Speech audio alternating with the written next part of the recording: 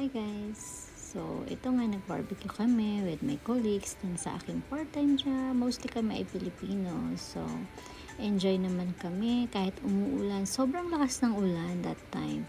Pero kahit na malayo yung bahay ng friend namin, is pumunta pa rin kami. And syempre, may iwasan ba natin na hindi humindi sa masarap na foods and barbecues.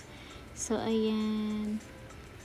Hindi mawawala ang barbecue kapag dito sa Canada, lalo na kung meron silang magandang backyard.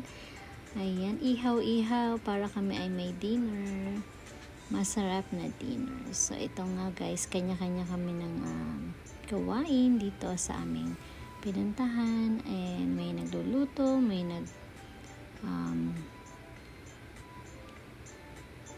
prepare ng mga foods.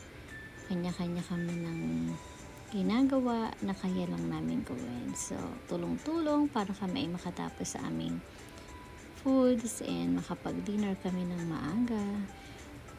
Grabe yung panahon ditong last Saturday guys. Sobrang maulan. Grabe yung buhos ng ulan. And ayan guys, nakakatakam na.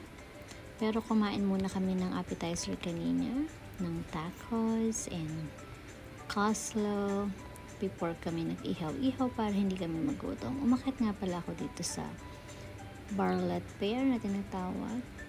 And ito nga guys, meron pa palang kebab na beef kebab na homemade lang. At yan, meron kaming salad, lumpia, ayan, and corn. And that's the pork barbecue. Thank you for watching.